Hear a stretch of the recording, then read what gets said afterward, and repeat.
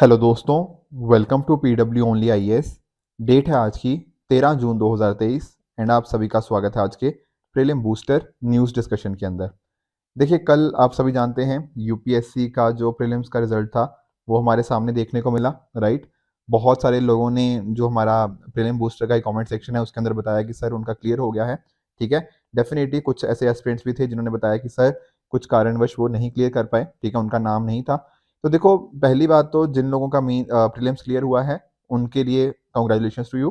ठीक है, और मेक श्योर कि आप बहुत ज़्यादा आप टाइम वेस्ट ना कीजिए, ठीक है ना। आप डेफिनेटली बहुत अच्छी एक अपॉर्चुनिटी है, तो मेंस की तैयारी में आप अच्छे से लग जाइए और अगले 90 डेज़ को अच्छे से यूटिलाइज़ कीजिए। ऑन द अदर हैंड देखो, जिन एस्पिरेंट्स का प्रीलिम्स क्लियर नहीं हुआ है, आई अंडरस्टैंड। देखो, ये पर्टिकुलर एग्जाम जो इस बार का स्पेशली प्रीलिम्स बोलूँ ना, तो काफ़ी ज़्यादा अनएक्सपेक्टेड लाइन्स पे था। चाहे आप पेपर 1 की बात कर लीजिए, चाहे आप पेपर 2 की बात कर लीजिए, थोड़ा रैंडम चीज़ें देखने को मिली थी। सी सेट के अंदर भी काफ़ी सारे स्टूडेंट्स को दिक्कत आई है। तो डेफिनेटली देखो, हमें भी अपनी तैयारी को थोड़ा-सा यहाँ पे ना चीज़ों को बदलने की ज़रूरत है। और जैसा कि हम थोड़ा प्रीलिम बूस्टर में चेंजेस लेकर भी आए हैं पिछले कुछ टाइम के अंदर। बाकी आप लोगों को भी एक बार मैं आपको बोलूँगा कि आप एक बार ना प्लीज़ देखिए कि कहाँ पे आपको लगता है कि ना थोड़ा-सा कमी रही। क्या हो सकता था, मतलब आई अंडरस्टैंड कि पेपर टफ था, इसमें कोई गलत बात नहीं है, आई अंडरस्टैंड दैट कंप्लीटली। पर कुछ जगह पे हो सकता है कि आपने कुछ गलतियाँ करी हों, ठीक है? तो उन गलतियों को हमने ढूँढना है और उन पे वर्क करने की ज़रूरत है। Getting the point? तो निराश नहीं होना, ये मत सोचो कि यार नहीं, मैं बिल्कुल भी कैपेबल नहीं हूँ, ये सारी चीज़ें आपके दिमाग में नहीं आनी चाहिए। The thing is, the paper was on unexpected lines, इसमें कोई मतलब कोई डाउट वाली बात नहीं है, ये बात बिल्कुल सही है कि पेपर काफ़ी अनएक्सपेक्टेड था। पर फिर भी हमें भी अपने आप को उस हिसाब से अब तैयारी करने की ज़रूरत है, ताकि कल को कैसा भी पेपर यूपीएससी दे, हम उसको टैकल करने के लिए रेडी रहें, ठीक है? तो ये एक छोटा-सा मैसेज था आप सभी के लिए, तो ऑल द वेरी बेस्ट सबको, ठीक है? अब आगे बढ़ें, उससे पहले एक छोटी-सी इन्फॉर्मेशन है। बहुत सारे लोग डिमांड कर रहे थे कि सर कि यूपीएससी का हमारा जो फाउंडेशन कोर्स का नेक्स्ट कब से लॉन्च हो रहा है? तो डेफ़िनेटली आप नोटिस कीजिए कि हमारा जो पर्टिकुलर ये जो बैच है, ये स्टार्ट हो रहा है फाउंडेशन कोर्स 2024 का। इसका मॉर्निंग बैच स्टार्ट हो रहा है 19 जून से एंड इवनिंग बैच हो रहा है 22 जून से। अब इस पर्टिकुलर देखो कोर्स के अंदर ना हमने काफ़ी चीज़ें इन्वॉल्व करने की कोशिश करी है। बेसिकली एक तरह से ना आपको एक इकोसिस्टम प्रोवाइड करने की कोशिश करी है। अब आप लोग सोच रहे होंगे सर ये इकोसिस्टम का मीनिंग क्या होता है? देखो, यूपीएससी के जैसे चेंजिंग रिक्वायरमेंट्स है ना, उसके हिसाब से अपने आप को तैयार करने की ज़रूरत है। इसी वजह से हमारी टीम ने बहुत सारे इंटरेस्टिंग फीचर्स लेकर आई है। जैसे आपके यहाँ पे जीएस क्लासेस तो मिलेंगी ही, उसके साथ-साथ सीसेट क्लासेस हो गया, आपकी ऑप्शनल जो इम्पोर्टेंट ऑप्शंस हैं उनकी कुछ क्लासेस हो गया, ठीक है? कुछ इसके साथ में आपको टेस्ट सीरीज़ हो गया, ठीक है ना? एंड साथ ही साथ आपका डाउट मैकेनिज़्म हो गया और साथ ही साथ यहाँ पे फ़ोकस है हमारा क्लास टेस्ट और रिवीजन के मॉडल के ऊपर, कि जहाँ पर ही आपको कहीं न कहीं गड़बड़ लगती है, टेस्ट आपको हेल्प कर देगा अपनी इश्यूज़ को बताने के अंदर एंड उनको कहीं न कहीं हम रिज़ॉल्व कर पाएँगे। फिर रिवीजन का कंपोनेंट भी इंक्लूडेड है। तो ये सारे कंपोनेंट्स डेफ़िनिटली यहाँ पे इंक्लूडेड हैं और भी बहुत इंटरेस्टिंग यहाँ पे आपको फीचर्स देखने को मिल जाएँगे, राइट? तो आप लोग इसके अंदर ऑफ़लाइन के अंदर तो जॉइन कर ही सकते हैं। कुछ लोगों को होता है कि नहीं सर, हम हाइब्रिड मॉडल के अंदर पढ़ना चाहेंगे। जहाँ पर क्या होगा ना, डायरेक्टली ऑफ़लाइन का जो लेक्चर होगा वो आपको घर पे मिलेगा, मतलब आपको जहाँ भी आएँ आपको डायरेक्टली वहाँ पे मिलेगा एंड साथ ही साथ आप फैकल्टीज़ के साथ इंटरैक्ट कर सकते हैं। ये सारे हाइब्रिड के अंदर आपको भी बहुत इंटरेस्टिंग फीचर्स देखने को मिल जाएँगे। तो आप डेफ़िनिटली इन कोर्सेज़ के अंदर एनरोल कर सकते हैं। हमारी वेबसाइट pwonlyas.com पे जाके कुछ भी अगर इनका आपको डाउट भी आता है ना कि सर ये कैसे होगा, तो आप हमें इन नंबर से कॉन्टैक्ट कीजिए एंड हमारी टीम आपको बिल्कुल हेल्प करेगी, राइट? चलिए स्टार्ट करते हैं आज की डिस्कशन की। पहला हम टॉपिक डिस्कस करेंगे, that is WFP, world food programme के बारे में। देखो, दरअसल में हुआ क्या है ना, जो पहली बात तो समझो ये यूएन का है, यूनाइटेड नेशन का है। तो एक इंटरनेशनल ऑर्गेनाइजेशन है जो यूएन के अंतर्गत वर्क करती है। तो वर्ल्ड फूड प्रोग्राम ने अभी क्या किया है, इथियोपिया को ना टेम्परेरी बेसिस के ऊपर इनकी फूड सप्लाईज को रोक लगाई है। मतलब फूड एड इनको अभी नहीं प्रोवाइड करी जाएगी कुछ टाइम के लिए, क्योंकि ऐसा इनको लगा कि जो फूड सप्लाई है उसको डाइवर्ट किया जा रहा है, किसी और जगह पे इनको यूज़ किया जा रहा है। तो चलो ये तो न्यूज़ थी। अब थोड़ा हमें वर्ल्ड फूड प्रोग्राम के बारे में पढ़ना ज़रूरी है। रीज़न क्या है? देखो, काफ़ी सारे रीज़न है। पहले चलो करंट अफेयर्स में था ही। अगर आपको याद हो 2020, अब 2020 में क्या हुआ, नोबेल प्राइज़ हर साल हमें देखने को मिलते हैं। तो 2020 का जो नोबेल पीस प्राइज़ था ना, वो दरअसल में वर्ल्ड फूड प्रोग्राम को मिला। सर क्यों मिला? क्योंकि भैया इन्होंने दुनिया के अंदर हंगर को ख़त्म करने के लिए एंड साथ ही साथ कुछ जगह जैसे मान लो कहीं वॉर चल रही है, कहीं कॉन्फ्लिक्ट चल रहा है, वहाँ सिचुएशन को बेहतर करने के लिए बहुत इंपॉर्टेंट स्टेप्स उठाए हैं कि वहाँ पर खाना पहुँचाया है, ये सारी बातें। तो वर्ल्ड फूड प्रोग्राम दरअसल में एक बहुत इंपॉर्टेंट ऑर्गेनाइजेशन बन जाती है। इंडिया में अगर मैं बात करूँ तो दुनिया की सबसे बड़ी ह्यूमैनिटेरियन ऑर्गेनाइजेशन है, जो एक तरह से फूड असिस्टेंस प्रोवाइड करती है ताकि जहाँ पर भी कुछ इश्यूज़ हैं, वॉर हो, डिज़ास्टर हो, कॉन्फ्लिक्ट हो, क्लाइमेट चेंज हो, इनसे टैकल करने के लिए वो अच्छे से काम करे, ठीक है? और ऐसा नहीं है कि सिर्फ उन्हीं जगह पे मतलब करती है जहाँ पे ये सारी चीज़ देखने को मिलती हैं। इसके अलावा इंडिया के साथ भी ना इन्होंने काफ़ी अच्छा खासा कोलैबोरेशन किया है। अब आप लोग सोच रहे होंगे सर इंडिया के साथ ऐसा क्या किया है? देखो आप नोटिस करना जैसे इंडिया में ये जो मैं बात करता हूँ जैसे फूड प्रोग्राम्स हम लोग रन करते हैं बहुत सारे। आपको एग्जांपल के थ्रू बताता हूँ। जैसे फूड प्रोग्राम्स हमारे यहाँ रन होते हैं, ठीक है ना? इंडिया के अंदर जो आप लोगों ने देखा होगा जैसे पीएम पोषण स्कीम के बारे में जानते होंगे आप, ठीक है? मिड डे मील स्कीम आपने सुना होगा। तो यहाँ पर ना डेफ़िनेटली हमारी गवर्नमेंट ने ही इनको रन किया है, पर कुछ इनपुट्स डेफ़िनेटली हमारे यहाँ पे वर्ल्ड फूड प्रोग्राम के द्वारा भी प्रोवाइड किए गए। साथ में इंडिया के अंदर देखो एक इश्यू आता है that is with regards to micro nutrients कि हम अपने लोगों को खाना तो खिला देते हैं, पर एक हिडन हंगर जैसी चीज़ हमें देखने को मिलती है जहाँ पर प्रॉपर माइक्रो न्यूट्रिएंट्स उन तक नहीं पहुँच पाते। तो यहाँ पर फोर्टिफिकेशन कैसे जो जो प्रोसेस होता है, जहाँ पर कुछ इंपॉर्टेंट माइक्रो न्यूट्रिएंट्स लोगों को मिलने चाहिए, उसके regarding World food Programme India के साथ काम कर रहा है। इसके साथ में अगर आप नोटिस करो तो जो हमारे यहाँ पे सब्सिडाइज़्ड फूड होता है ना कि ₹3 किलो जो चावल की बात करते हैं, ₹2 किलो व्हीट की बात करते हैं और इस तरह के जो बहुत इम्पोर्टेंट सब्सिडाइज़्ड फूड डिस्ट्रीब्यूशन सिस्टम है इंडिया का, वहाँ पर भी वर्ल्ड फूड प्रोग्राम ने इंडिया के साथ काफ़ी इम्पोर्टेंट रोल प्ले किया है, ठीक है? तो इस तरह से कंट्रीज़ का बहुत इम्पोर्टेंट रोल इनके साथ बन जाता है। थोड़ा और इसके बारे में जानें तो हेडक्वार्टर्स के आपको रोम में देखने को मिल जाएँगे। इसको फाउंड किया गया था by FAO Food and Agriculture Organization and साथ ही साथ यूएन जनरल असेंबली के द्वारा। तभी तो मैंने बताया ना कि यूएन के अंतर्गत ये ऑर्गेनाइजेशन देखने को मिल जाती है। फाउंडिंग हुई थी इसकी कब? 1961 के अंदर। कोशिश इसकी ये है कि जैसे सस्टेनेबल डेवलपमेंट गोल्स के बारे में आप जानते होंगे, ठीक है ना? सस्टेनेबल डेवलपमेंट गोल 1 क्या है? No poverty. 2 क्या है? Zero hunger. एसडीजी 2 आप जानते होंगे। कहीं न कहीं उस डायरेक्शन में ये काम कर रहा है कि फूड इनसिक्योरिटी को हम खत्म कर पाएँ और malnutrition को खत्म करें बाय 2030। इसके साथ में ही यहाँ पर आप सोच रहे होंगे सर काम तो अच्छा कर रहा है पर पैसा कहाँ से आ रहा है? देखो पैसा आ रहा है प्योरली वॉलंटरी डोनेशन से।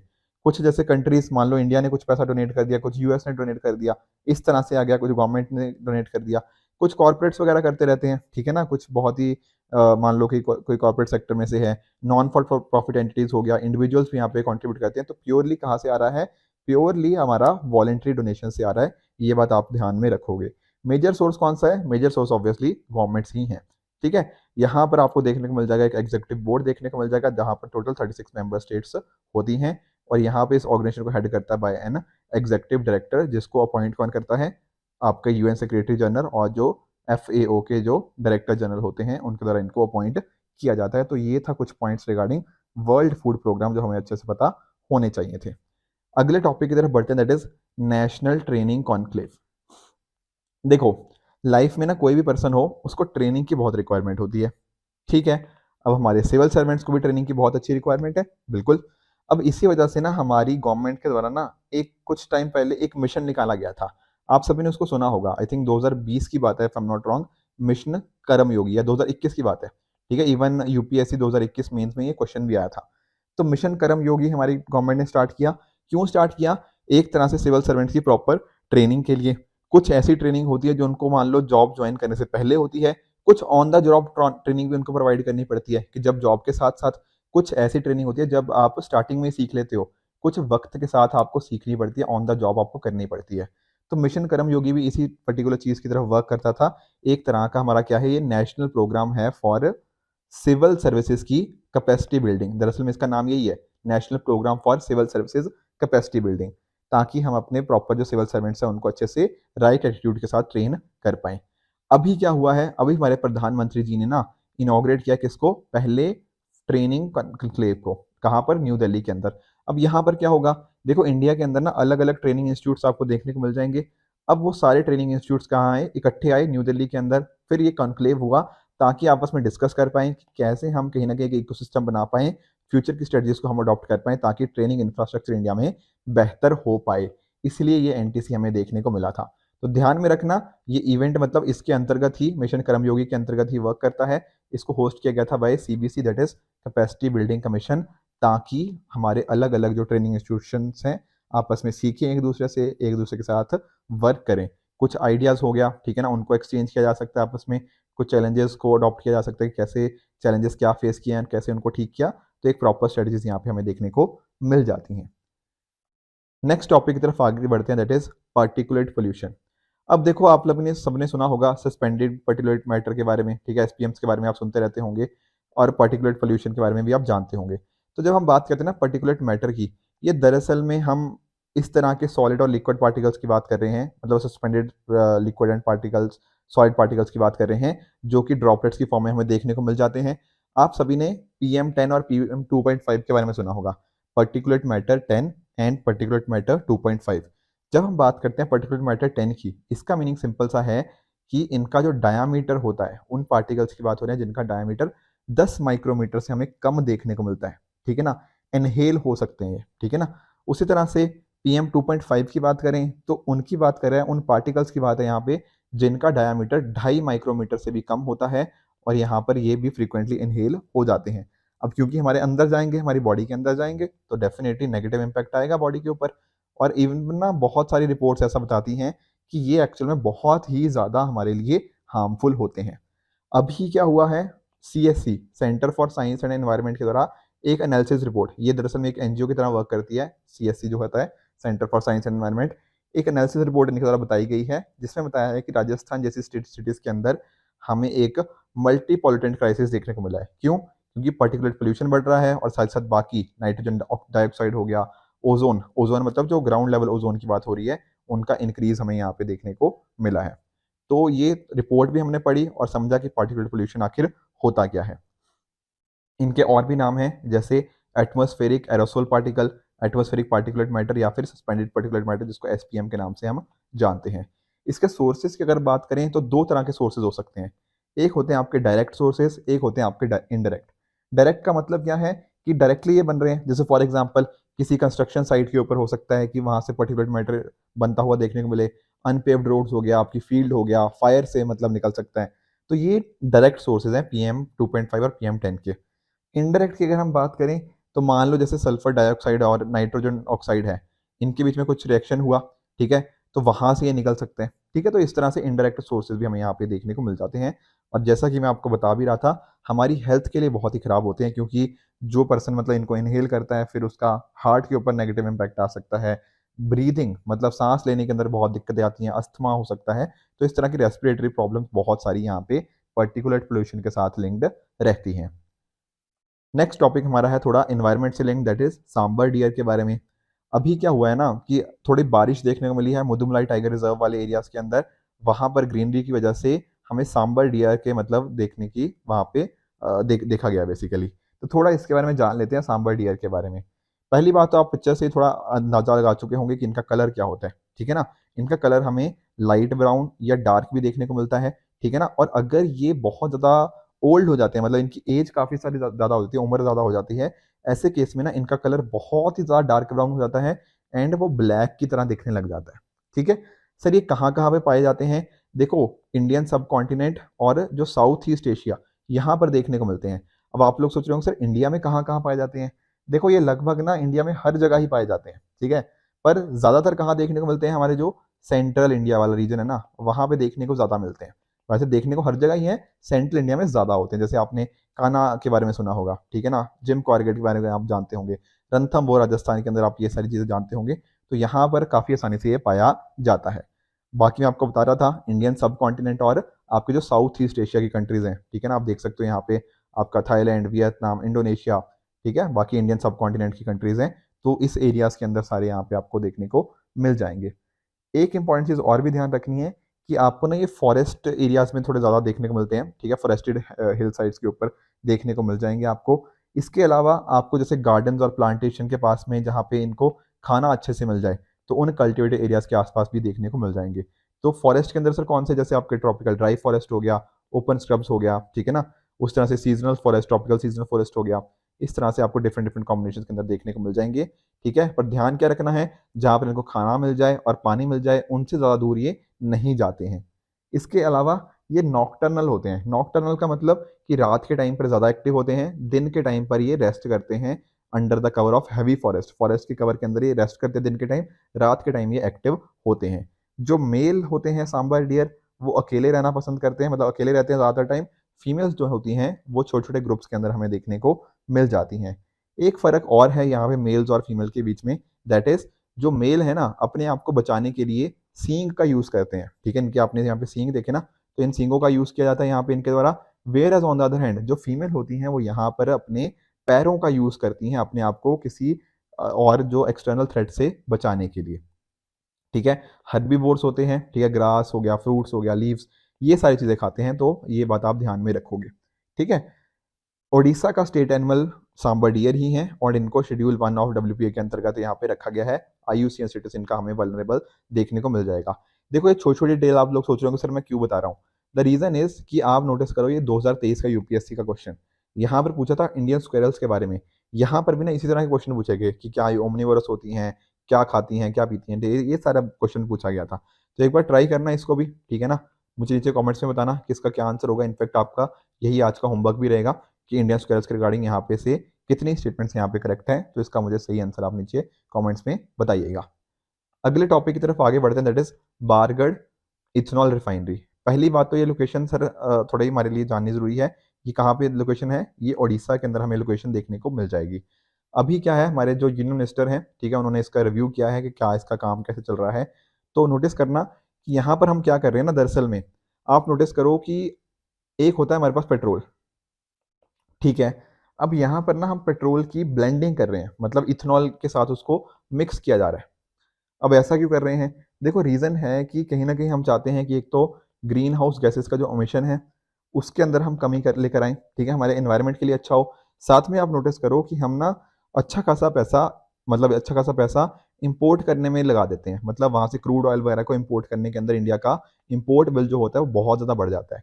ऑन द अदर हैंड अगर हम इथेनॉल के साथ ब्लेंड कर दें पेट्रोल को, तो हमारा अच्छा खासा रिडक्शन यहाँ पे बच सकता है, मतलब इंपोर्ट बिल काफ़ी कम हो सकता है, ठीक है। तो इस डायरेक्शन में हम काम कर रहे हैं, इस वजह से इथेनॉल ब्रांडिंग काफ़ी ज़्यादा न्यूज़ में रहती है। तो ये जो पर्टिकुलर बारगढ़ इथेनॉल रिफाइनरी की हम बात कर रहे हैं, इसको सेटअप किया जा रहा है बाय बीपीसीएल जो होता है, भारत पेट्रोलियम कॉर्पोरेशन लिमिटेड, ठीक है। और इसकी कुछ जो कैपेसिटी है वो क्या है, 100 kilolitre per day of 1G ethanol और 2G इथेनॉल। तो समझते हैं कि आखिर ये 1G 2G क्या है, क्योंकि यहाँ से क्वेश्चन बनने की पॉसिबिलिटी होती है। अगर हम बात करें ना 1G मतलब फर्स्ट जनरेशन बायोफ्यूल, फिर second generation, third generation, fourth generation, इनको एक बार समझ लेते हैं।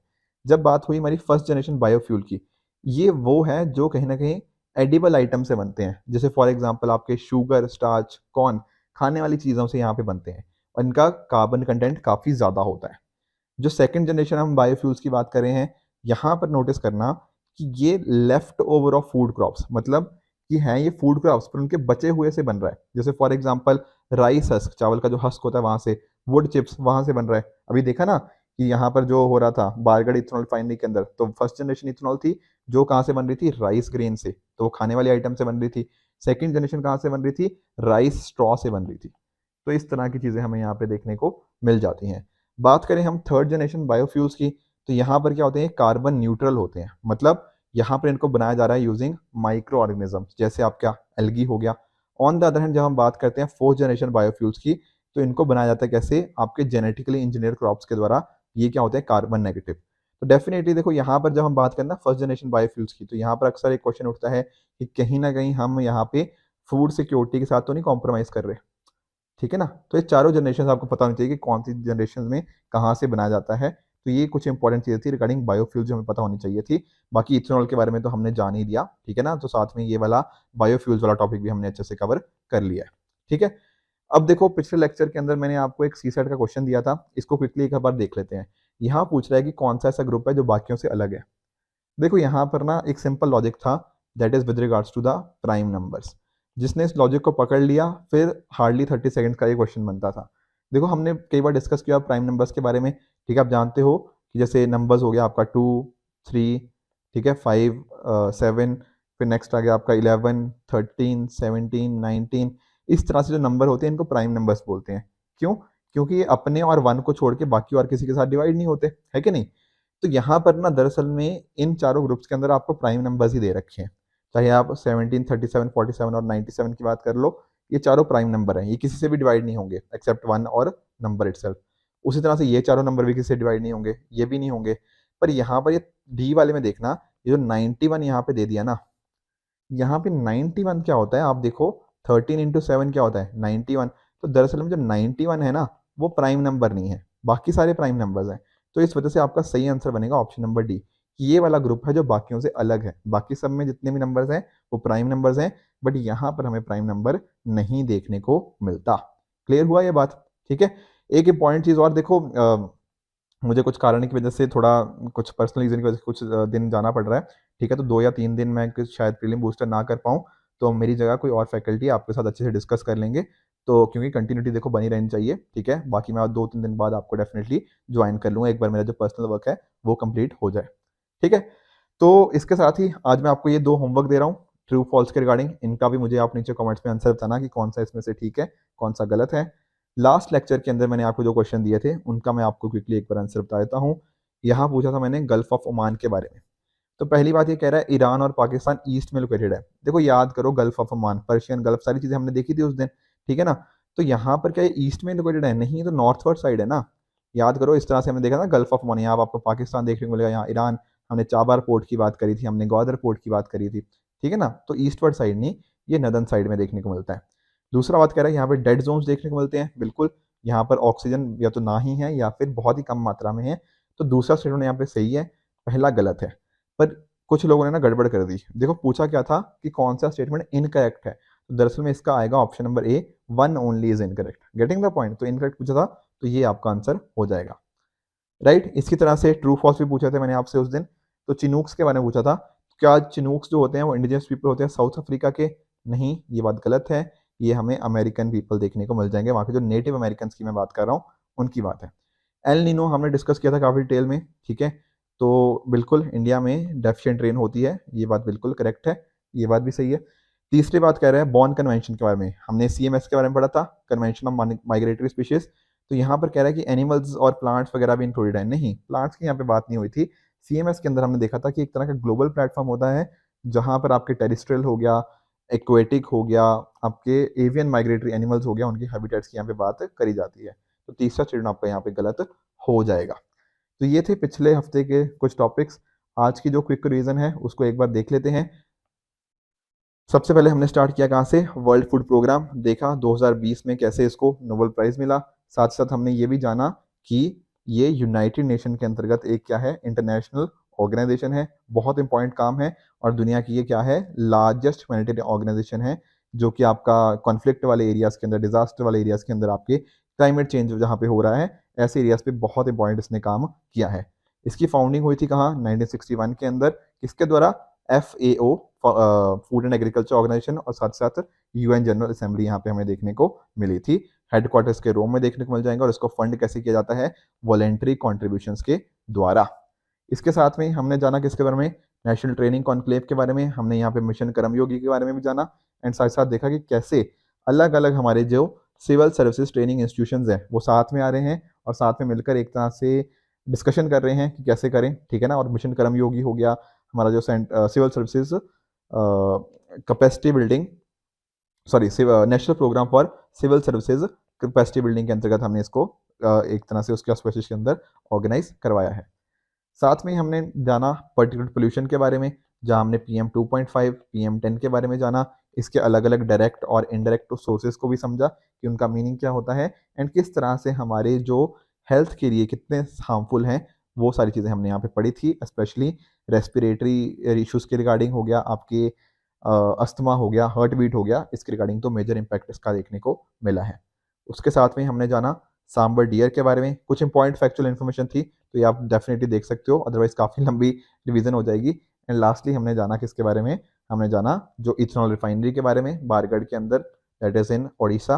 एंड साथ में ही हमने जो इसके साथ में हमने बायोफ्यूल्स की कैटेगरीज देखी, जहाँ पर हमने 1G, 2G, 3G और 4G के बीच में फ़र्क भी साथ साथ में जानने की कोशिश करी। तो ये थे कुछ आज के टॉपिक्स। आई होप आपको सारे के सारे टॉपिक्स अच्छे से समझ आए होंगे। इसी तरह से अगर आपको इस लेक्चर की PDF चाहिए तो आप हमारे टेलीग्राम चैनल से डेफिनेटली इस PDF को एक्सेस कर सकते हैं। वहाँ पर मैंने दूसरे टेलीग्राम चैनल का भी लिंक डाला है, जहाँ पर आपको ये सारी चीज़ें मिल जाएंगी। तो ये था आज का लेक्चर। आई होप आपको आज का डिस्कशन अच्छे से समझ आया होगा।